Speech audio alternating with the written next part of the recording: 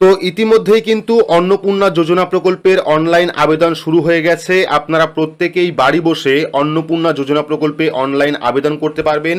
যারা নতুন রয়েছেন তারাও আবেদন করতে পারবেন। যারা ইতিমধ্যে লক্ষ্মীর ভাণ্ডার প্রকল্পের সুবিধা পাচ্ছেন, অন্নপূর্ণা ভাণ্ডারে আসতে চাইছেন, তারাও কিন্তু অনলাইন থেকে এই অন্নপূর্ণা যোজনা প্রকল্পের ফর্ম জমা করতে পারবেন। তো এই ফর্ম ফিল আপের সময় কোন কোন ডকুমেন্টের প্রয়োজন পড়বে, সমস্ত ডকুমেন্টের লিস্ট আপনারা পাশে দেখতে পাচ্ছেন। আপনারা যখন অন্নপূর্ণা যোজনা প্রকল্পের ফর্ম অনলাইন ফিল আপ করবেন, এই সমস্ত ডকুমেন্টের প্রত্যেকটা অরিজিনাল কপি নিয়ে রাখবেন, সেক্ষেত্রে কিন্তু আপনারই সুবিধা হবে। জানিয়ে রাখি, এই পোর্টালে যখন আপনি অনলাইন আবেদন করবেন, একটি মোবাইল নাম্বার দিয়ে একবারই কিন্তু আবেদন করা যাবে। সেক্ষেত্রে যদি আপনার বাড়িতে 2জন বা 3জন মেম্বার অন্নপূর্ণা যোজনা প্রকল্পের জন্য আবেদন করতে চায়, একটা ফর্মের মাধ্যমে কিন্তু আপনি আবেদন করতে পারবেন। যদি আপনার পরিবার আলাদা হয়, সেক্ষেত্রে আলাদা আলাদা ফোন নাম্বার দিয়ে আপনাকে আবেদন করতে হবে। তো অন্নপূর্ণা যোজনা প্রকল্পের অনলাইন আবেদন করার জন্য আপনার স্মার্টফোন থেকে বা কম্পিউটার থেকে যে কোনো একটি ব্রাউজার আপনারা ওপেন করবেন। ব্রাউজার ওপেন করে সেখানে গিয়ে সার্চ করবেন সোশ্যাল রেজিস্ট্রি লিখে। তো সোশ্যাল রেজিস্ট্রি লিখে সার্চ করলে ফার্স্ট লিঙ্ক আপনি পাবেন socialregistry.wb.gov.in। ভিডিওর ডেসক্রিপশন বক্সে অফিসিয়াল ওয়েবসাইটের লিঙ্ক পেয়ে যাবেন। সেই লিঙ্কে ক্লিক করলে কিন্তু আপনারা অফিসিয়াল যে ওয়েবসাইট, নতুন ওয়েবসাইট, সেই ওয়েবসাইটে চলে আসবেন। ওয়েবসাইটে আসার পর দেখতে পারবেন প্রথম যে অপশনটা রয়েছে পাবলিক অ্যাক্সেস, অর্থাৎ সিটিজেন বা ফ্যামিলি লগ ইন। আপনারা কি করবেন, অ্যাক্সেস সিটিজেন পোর্টাল অপশনে ক্লিক করবেন। ক্লিক করলে পরবর্তী কিন্তু লগ ইনের যে পেজ, সেই পেজটা আপনার সামনে ওপেন হবে। প্রথমেই জানালাম যে একটা ফোন নাম্বার দিয়ে আপনি একবারই আবেদন করতে পারবেন, সেকেন্ড টাইম কিন্তু সেই ফোন নাম্বার দিয়ে আপনারা আবেদন করতে পারবেন না। তাই যদি আপনার দোকান থাকে, সেক্ষেত্রে যে কটা কাস্টমার আপনার কাছে আসবে, সেপারেট কাস্টমারের জন্য সেপারেট ফোন নাম্বার দিয়ে আপনি লগ ইন করবেন। তো এখানে পরবর্তী অ্যাপ্লিকেন্ট লগ ইনের পেজ চলে এসছে, যেখান থেকে আপনাকে প্রথমেই সিলেক্ট করতে হবে ডিস্ট্রিক্ট, অর্থাৎ আপনার জেলা। সিলেক্ট অপশনে ক্লিক করবেন। ক্লিক করলে বিভিন্ন ডিস্ট্রিক্টের নাম চলে আসবে। এখান থেকে আপনার যে ডিস্ট্রিক্ট বা জেলা, সেই জেলা আপনি সিলেক্ট করবেন। সিলেক্ট করার পর এখানে দেখতে পাচ্ছেন নথিভুক্ত মোবাইল নাম্বার। তো যদি আপনারা অফলাইন ফর্মটা লক্ষ্য করেন, সেক্ষেত্রে দেখতে পারবেন অফলাইন ফর্মে কিন্তু একটা কথা উল্লেখ করা রয়েছে, পরিবারের প্রধানের আধারের সঙ্গে যে ফোন নাম্বারটা লিঙ্ক রয়েছে, সেই ফোন নাম্বার দিতে হবে। সেক্ষেত্রে চেষ্টা করবেন এখানে আপনার পরিবারের প্রধান যিনি আছেন, তার যে ফোন নাম্বার আধার কার্ডের সঙ্গে লিঙ্ক রয়েছে, সেই ফোন নাম্বারটি দেবেন। যদি পরিবারের কোনো সদস্যর আধার লিঙ্ক ফোন নাম্বার থাকে, তবুও আপনি সেটা দিতে পারেন। অর্থাৎ আপনার পরিবারের প্রধানের যদি ফোন নাম্বার না থাকে বা আধারের সঙ্গে ফোন নাম্বার লিঙ্ক না থাকে, সেক্ষেত্রে আপনার পরিবারের যে কোনো একজন সদস্যর ফোন নাম্বার দিয়ে আপনি লগ ইন করতে পারেন। সেক্ষেত্রে ফোন নাম্বার দেবেন। ফোন নাম্বার দেওয়ার পর যে ক্যাপচা কোড পাবেন, প্লাস অথবা মাইনাস, এখানে প্লাসই আসবে, সেটা যোগফল করে আপনারা রিকোয়েস্ট ওটিপি অপশনে ক্লিক করবেন। তো রিকোয়েস্ট ওটিপি অপশনে ক্লিক করলে আপনার ফোন নাম্বারে একটি ওটিপি সেন্ড করবে 6 সংখ্যার। সেই ওটিপি আপনি লিখবেন। লেখার পর ভেরিফাই অ্যান্ড কন্টিনিউ অপশনে ক্লিক করবেন। তো এখানে আমরা ওটিপি দিয়েছি, দেওয়ার পর ভেরিফাই অ্যান্ড কন্টিনিউ অপশনে ক্লিক করব। ক্লিক করলে কিন্তু ফ্যামিলি রেজিস্ট্রেশনের যে পেজ, অর্থাৎ ফ্যামিলি ডেটা কালেকশনের যে পেজ বা অন্নপূর্ণা যোজনা প্রকল্পের যে ফর্ম, সেই ফর্মটা আপনার সামনে ওপেন হবে। ওপরে আপনারা 3টে অপশন পাবেন। একটা হলো নেম, এখানে হেড অফ ফ্যামিলির নাম থাকবে। দ্বিতীয়ত অ্যাড মেম্বার, যদি আপনি পরিবারের কোনো সদস্যকে যুক্ত করতে চান, সেক্ষেত্রে আপনি অ্যাড মেম্বার অপশনে ক্লিক করে মেম্বারকে অ্যাড করতে পারেন। এবং পরবর্তী ডিক্লারেশন বা কনসেন্ট ফর্ম, এটা হলো সবার লাস্ট ফর্ম। তো আপনাকে ফিল আপ করতে হবে প্রথমেই হেড অফ ফ্যামিলি নেম। তো আপনারা স্ক্রিনের পাশে আবারও সমস্ত ডকুমেন্টের লিস্ট দেখতে পাচ্ছেন, সেই সমস্ত ডকুমেন্ট কিন্তু আপনারা রেডি রাখবেন। তাহলে প্রথম যে ফর্ম ফিল আপ, সেটা হলো দেখতে পাচ্ছেন এখানে বেসিক ইনফরমেশন, রেশন কার্ড, অর্থাৎ রেশন কার্ড লাগবে, অ্যাসেস্ট, ইনকাম, প্রফেশন কি রয়েছে, পরবর্তী আইডেন্টিটি ডকুমেন্ট কি কি রয়েছে, গভর্নমেন্ট স্কিম এবং ফ্যামিলি আইডেন্টিটি। ঠিক আছে। তো এখান থেকে যদি আপনারা আইডেন্টিটি বা ডকুমেন্ট অপশনে ক্লিক করেন, সেক্ষেত্রে এখানে সম্পূর্ণ ডকুমেন্টের লিস্ট আপনারা দেখতে পারবেন যে হেড অফ ফ্যামিলির কোন কোন ডকুমেন্ট লাগবে। দেখতে পাচ্ছেন হেড অফ ফ্যামিলি নেম, নাম লাগবে, হেড অফ ফ্যামিলির ডেট অফ বার্থ লাগবে, জন্ম তারিখ লাগবে, হেড অফ ফ্যামিলির জেন্ডার কি রয়েছে, অর্থাৎ লিঙ্গ কোনটা রয়েছে, হেড অফ ফ্যামিলির সোশ্যাল ক্যাটাগরি কি রয়েছে, এসসি, এসটি না ওবিসি না জেনারেল, পরবর্তী head of family contact number, ঠিক আছে, ফোন নাম্বার লাগবে, হেড অফ ফ্যামিলির ব্যাঙ্ক অ্যাকাউন্ট নাম্বার অবশ্যই লাগবে, পরবর্তী হেড অফ ফ্যামিলির আইএফএসসি কোড, ব্যাংকের যে আইএফএসসি কোড নাম্বার সেটাও লাগবে, হেড অফ ফ্যামিলির ব্যাংক নাম কি রয়েছে, ব্যাংকের নাম কি রয়েছে এবং আইএফএসসি কোড নাম্বার কত রয়েছে সেটা লাগবে, এবং হেড অফ ফ্যামিলির আধার নাম্বার কিন্তু লাগবে। এগুলি হলো হেড অফ ফ্যামিলি ডিটেলস দিতে হবে। সেক্ষেত্রে আপনারা এখানে প্রথমে name as per Aadhaar or official ID, Aadhaar card অনুযায়ী অথবা অফিসিয়াল কোনো ডকুমেন্ট অনুযায়ী ফ্যামিলি হেডের নাম কি রয়েছে, নাম এবং পদবি সেটা আপনাকে লিখতে হবে। পরিবারের প্রধানের নাম এবং পদবি কি রয়েছে সেটা আপনাকে লিখতে হবে নাম এবং পদবি দিয়ে। চাইলে আপনারা সম্পূর্ণ বড় হাতে লিখতে পারেন। পরবর্তী হচ্ছে ডেট অফ বার্থ, ফ্যামিলি হেডের ডেট অফ বার্থ কত, জন্ম তারিখ, জন্ম মাস এবং জন্ম বছর কত আধার কার্ড দেখে লিখতে পারেন বা যে কোনো গভর্নমেন্ট আইডি কার্ড দেখে লিখতে পারেন। সেক্ষেত্রে ক্যালেন্ডার অপশনে ক্লিক করবেন, ক্যালেন্ডার ওপেন হয়ে যাবে। এখান থেকে প্রথমে জন্ম মাস, জন্ম সাল, প্রথমে জন্ম তারিখ, জন্ম মাস এবং জন্ম সাল আপনারা সিলেক্ট করে নেবেন। সিলেক্ট করার পর পরবর্তী অপশন পেয়ে যাবেন জেন্ডার, ফ্যামিলি হেডের জেন্ডার কি রয়েছে, মেল না ফিমেল না আদার্স, তো এখান থেকে আপনারা সিলেক্ট করবেন। সিলেক্ট করার পর সোশ্যাল ক্যাটাগরি কি রয়েছে, আপনার যে ফ্যামিলি হেড তার সোশ্যাল ক্যাটাগরি কি রয়েছে, এসসি এসটি না ওবিসি রয়েছে। দেখতে পাচ্ছেন এখানে ইউআর রয়েছে, ইউআর ইডাব্লিউএস রয়েছে, এসসি অর্থাৎ শিডিউল কাস্ট রয়েছে, এসটি রয়েছে, ওবিসি রয়েছে, তারপরে আদার্স রয়েছে। ঠিক আছে, এখান থেকে যেটা আপনার রয়েছে সেটা আপনি সিলেক্ট করবেন। যদি আপনারা এসসি এসটি সিলেক্ট করেন তাহলে কিন্তু এসসি এসটি বা ওবিসির সার্টিফিকেট নাম্বার বা সার্টিফিকেট আপনাকে আপলোড করতে হবে। পরবর্তী দেখতে পাচ্ছেন কন্ট্যাক্ট নাম্বার, আধার লিঙ্ক, মোবাইল নাম্বার। এইবার ফ্যামিলি হেডের যে আধার লিঙ্কের ফোন নাম্বার, সেই আধার কার্ড লিঙ্কের ফোন নাম্বার দিতে হবে। ফোন নাম্বার দেওয়ার পর পরবর্তী পেয়ে যাবেন ভোটার কার্ড ডিটেলস। এইবার ফ্যামিলির হেডের যে voter card number, epic card নাম্বারের জায়গায় আপনারা ফ্যামিলি হেডের ভোটার কার্ড নাম্বার দেবেন। দেওয়ার পর অ্যাসেম্বলি কোনটা রয়েছে এখান থেকে আপনারা অ্যাসেম্বলি সিলেক্ট করবেন, অর্থাৎ আপনার যে ব্লক সেই ব্লক আপনি সিলেক্ট করবেন। আপনার কোন অ্যাসেম্বলি সেটা আপনারা ভোটার লিস্টে পেয়ে যাবেন। এখান থেকে আপনার অ্যাসেম্বলিটা সিলেক্ট করবেন। অ্যাসেম্বলি সিলেক্ট করার পর পার্ট নাম্বার, এখানে পার্ট নাম্বার আপনারা দেবেন এবং অ্যাসেম্বলি নাম্বার এখানে অটোমেটিকলি চলে আসবে। পার্ট নাম্বার কোনটা রয়েছে সেটাও কিন্তু আপনারা আপনার ভোটার লিস্টে পেয়ে যাবেন। সেক্ষেত্রে পার্ট নাম্বার এখানে লিখে দেবেন। লিখে দেওয়ার পর দেখতে পাচ্ছেন আধার কার্ড ডিটেলস। এইবার ফ্যামিলি হেডের যে আধার কার্ড নাম্বার, সেই আধার কার্ড নাম্বার এখানে লিখতে হবে। আধার কার্ড নাম্বার দেওয়ার পর পেয়ে যাবেন ব্যাংক অ্যাকাউন্ট ডিটেলস। ফ্যামিলি হেডের যে ব্যাংক অ্যাকাউন্ট রয়েছে সেই ব্যাংক অ্যাকাউন্ট নাম্বার এখানে লিখতে হবে। চাইলে আপনি আইএফএসসি কোড নাম্বার লিখে আপনার ব্রাঞ্চ যে নাম্বার রয়েছে বা ব্রাঞ্চ যেটা রয়েছে সেটা আপনি এখানে সার্চ করতে পারেন। এখানে আপনারা আইএফএসসি কোড নাম্বার লিখবেন। যদি কোনো কারণে ব্যাংকের নাম না জেনে থাকেন সেক্ষেত্রে আইএফএসসি কোড নাম্বার লিখবেন, সার্চ করবেন, সম্পূর্ণ ব্যাংকের ডিটেলস চলে আসবে।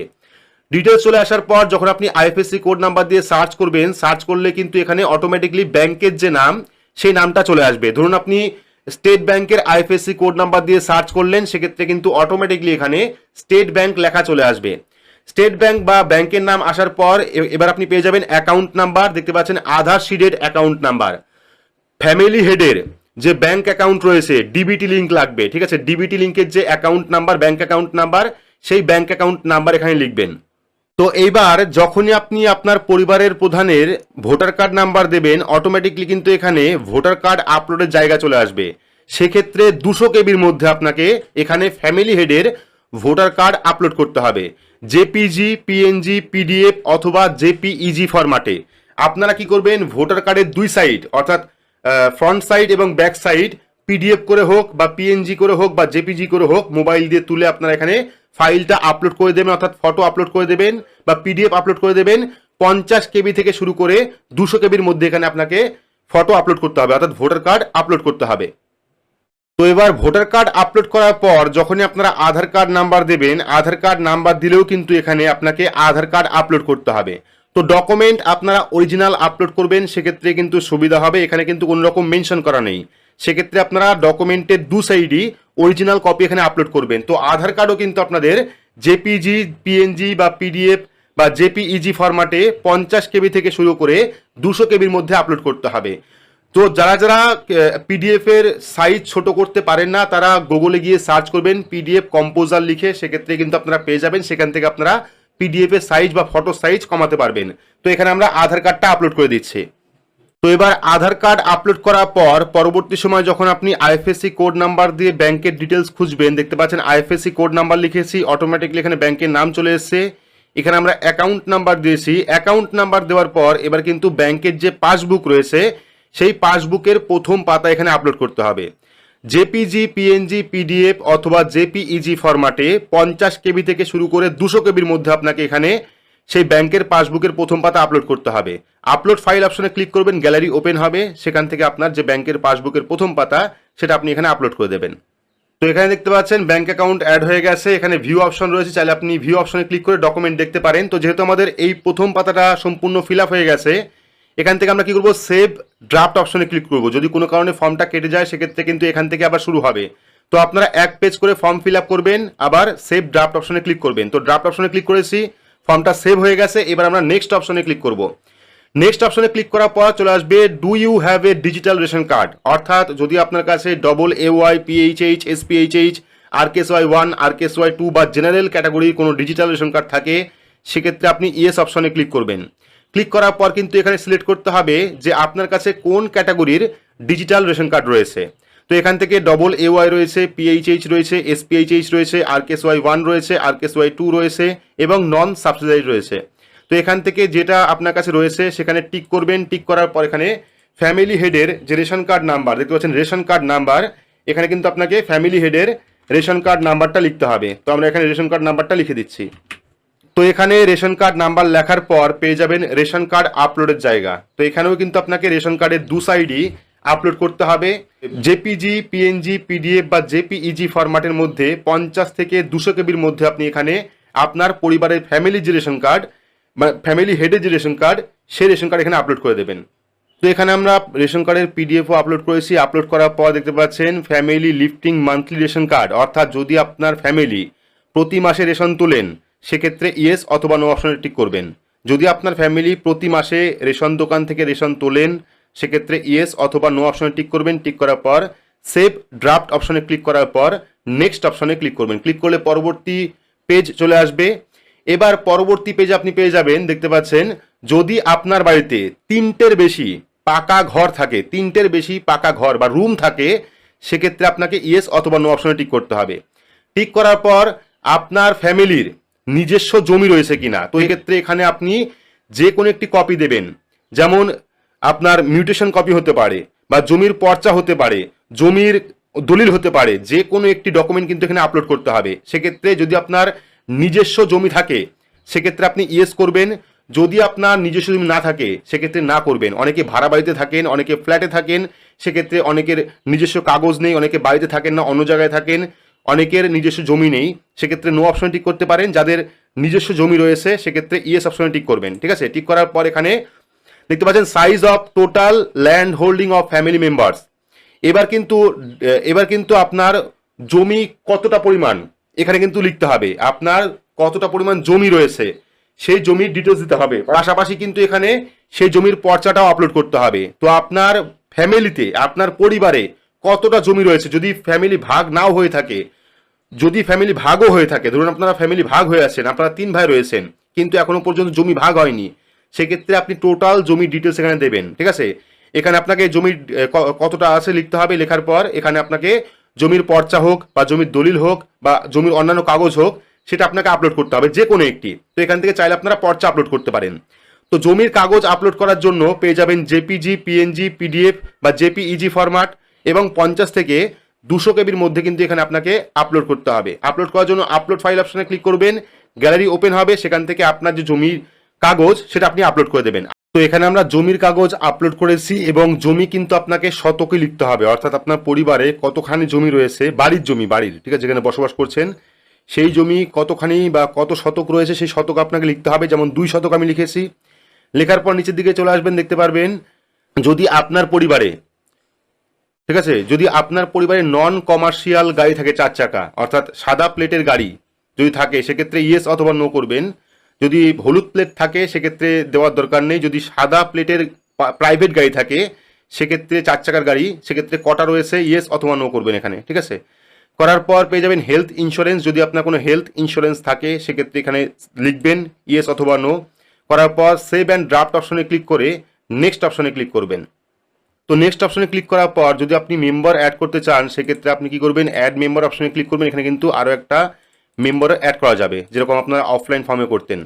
তো এবার পরবর্তী পেয়ে চলে এসছে ইনকাম। তো যদি আপনি ট্যাক্স পে করেন সেক্ষেত্রে ইয়েস অথবা নোতে টিক করবেন, অর্থাৎ যদি আপনি ইনকাম ট্যাক্স রিটার্ন করেন সেক্ষেত্রে ইয়েস অথবা নোট টিক করবেন। এটা কিন্তু ফ্যামিলি হেডের এখনো পর্যন্ত যাচ্ছে। ঠিক আছে, এবার ফ্যামিলি হেডের প্যান কার্ড রয়েছে কিনা, যদি প্যান কার্ড থাকে সেক্ষেত্রে ইয়েস অপশনে টিক করবেন। টিক করলে কিন্তু নেম অফ প্যান কার্ড, অর্থাৎ প্যান কার্ডের মধ্যে যে নাম রয়েছে সেই নামটি লিখতে হবে এবং প্যান কার্ড নাম্বার এখানে লিখতে হবে। ঠিক আছে, তো এখানে প্যান কার্ড নাম্বার থাকলে দেবেন, না থাকলে দেওয়ার দরকার নেই। যদি ইয়েস করেন সেক্ষেত্রে প্যান কার্ড নাম্বার লিখে প্যান কার্ডটা আপলোড করে দেবেন। আপলোড করার পর পেয়ে যাবেন। এবার এই যে যার ডিটেলস আপনি এতক্ষণ ফিল আপ করছেন পরিবারের প্রধান, তিনি কি কোনো গভর্নমেন্টের কাজ করছেন বা কোন কাজ করছেন, ঠিক আছে, এখানে কোন কাজ করছেন, আনএমপ্লয়েড রয়েছে, স্যালারিড রয়েছে, পার্ট টাইম জব রয়েছে, মাইগ্রেন্ট অর্থাৎ পরিযায়ী শ্রমিক রয়েছে, আদার্স রয়েছে, সেলফ এমপ্লয়েড রয়েছে। তো আপনারা সেলফ এমপ্লয়েড দেবেন, ঠিক আছে, কারণ সেলফ এমপ্লয়েডে যত আপনারা স্বনির্ভর কাজ করবেন সেগুলি থাকবে। এখানে এবার এমপ্লয়মেন্ট প্রুফ অফ ডকুমেন্ট, এবার কিন্তু এমপ্লয়মেন্ট এবার যে কাজটা করছে তার জন্য কিন্তু ডকুমেন্ট আপলোড করতে হবে।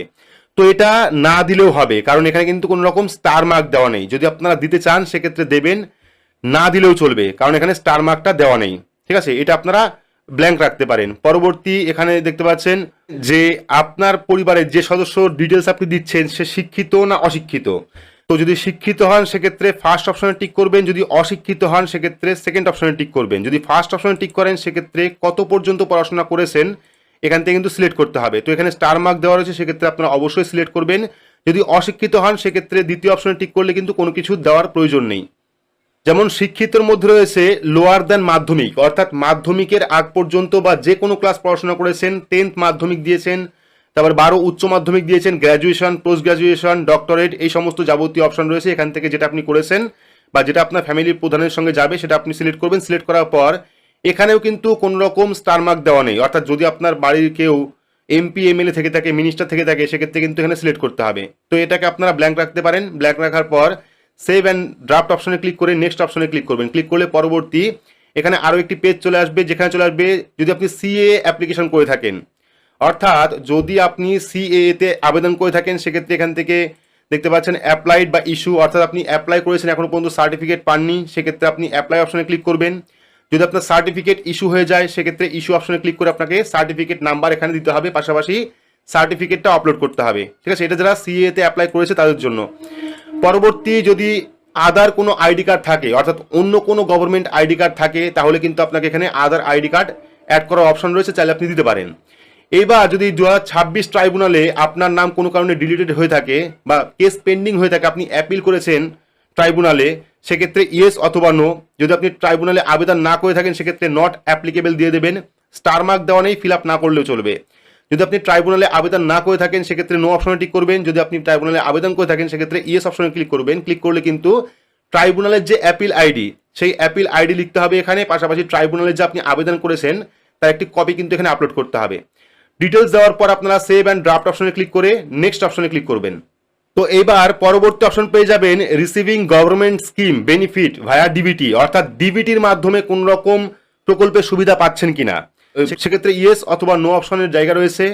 যদি আপনার ফ্যামিলির যাকে আপনি দিচ্ছেন সে যদি ডিবিটির মাধ্যমে কোনো রকম সরকারি প্রকল্পের সুবিধা পেয়ে থাকেন সেক্ষেত্রে ইয়েস করবেন অথবা নো করবেন। যদি আপনি ইয়েস করেন সেক্ষেত্রে কিন্তু কোন স্কিমের টাকা আপনি পাচ্ছেন সেই স্কিমটা আপনাকে লিখতে হবে এখানে, ঠিক আছে। ক্লিক করবেন। ক্লিক করলে কিন্তু প্রধানমন্ত্রী শস্য সম্পদ যোজনা, Indira Gandhi national disability pension অর্থাৎ প্রতিবন্ধী ভাতা, Indira Gandhi national widow pension অর্থাৎ বিধবা ভাতা, ওল্ড এজ পেনশন, এরকম যাবতীয় পেনশন রয়েছে। তো এখান থেকে আপনার পরিবারের প্রধান যদি কোনো সরকারি প্রকল্পের সুবিধা পেয়ে থাকেন ডিবিটি লিঙ্কের মাধ্যমে বা টাকা পেয়ে থাকেন, সেক্ষেত্রে কিন্তু কোন স্কিমের টাকা পাচ্ছেন সেই স্কিমটা সিলেক্ট করতে হবে। সিলেক্ট করার পর এখানে ইয়েস অথবা নো অপশনে ক্লিক করতে হবে, অর্থাৎ আপনি এই স্কিমটাতে থাকতে চাইছেন কিনা। যদি থাকতে চাইছেন সেক্ষেত্রে নো অপশনে ক্লিক করবেন। যদি থাকতে না চান তাহলে কিন্তু ইয়েস অপশনে ক্লিক করলে সেই স্কিমটা বাতিল হয়ে যাবে। তো এখানে আপনার পরিবারের প্রধান কোন স্কিমের টাকা পাচ্ছেন বা সুবিধা পাচ্ছেন সেটা আপনাকে সিলেক্ট করে এখানে ইয়েস অথবা নো অপশনে ক্লিক করতে হবে। ক্লিক করার পর যদি অন্য কোনো স্কিমের টাকা পায় সেক্ষেত্রে অ্যাড আনাদার স্কিম অপশনে ক্লিক করলে সেখানে পরবর্তী স্কিম আপনি সিলেক্ট করতে পারবেন। সিলেক্ট করার পর সেভ অ্যান্ড ড্রাফট অপশনে ক্লিক করবেন। ক্লিক করার পর নেক্সট অপশনে ক্লিক করবেন। এবার নেক্সট অপশনে ক্লিক করলে চলে আসবে পার্মানেন্ট অ্যাড্রেস। আপনার যে পার্মানেন্ট অ্যাড্রেস অর্থাৎ স্থায়ী ঠিকানা সেটা কিন্তু সম্পূর্ণ আপনাকে লিখতে হবে। লেখার পর ডিস্ট্রিক্ট অটোমেটিকলি এখানে সিলেক্ট থাকবে।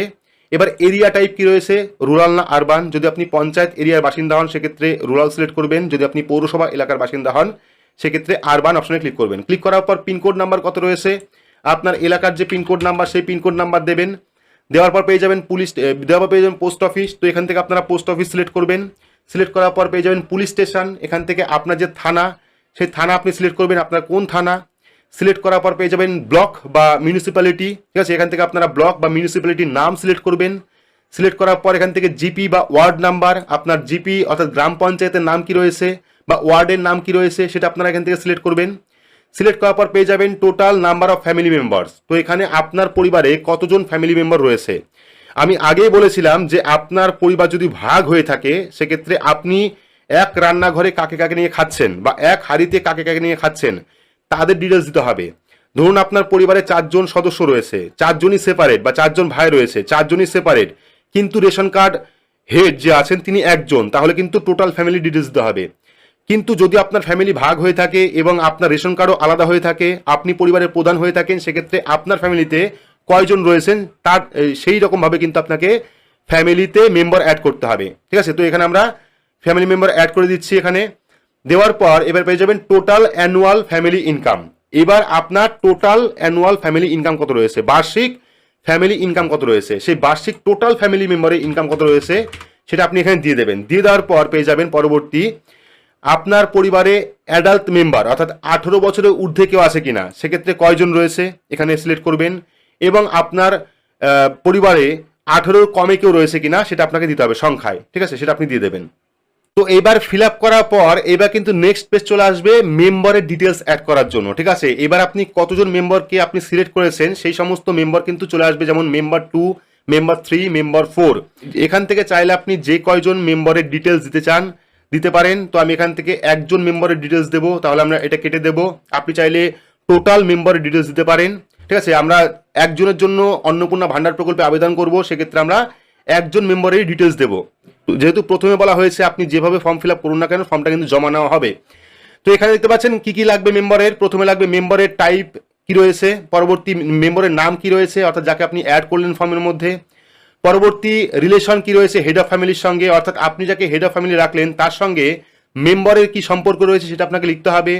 লেখার পর মেম্বারের ডেট অফ বার্থ কি রয়েছে, জন্ম তারিখ, জন্ম মাস, জন্ম সাল কত রয়েছে যাকে আপনি অ্যাড করছেন। মেম্বারের জেন্ডার কি রয়েছে, মেল না ফিমেল না আদার্স সিলেক্ট করতে হবে। সোশ্যাল ক্যাটাগরি কি রয়েছে অর্থাৎ তার সোশ্যাল ক্যাটাগরি SC ST না OBC সেটা আপনাকে সিলেক্ট করতে হবে। মেম্বারের আধার কার্ড নাম্বার কত সেটা আপনাকে সিলেক্ট করতে হবে। ঠিক আছে, তো এখান থেকে এক এক করে আপনি মেম্বারকে অ্যাড করবেন এবং সমস্ত ডিটেলস দেবেন।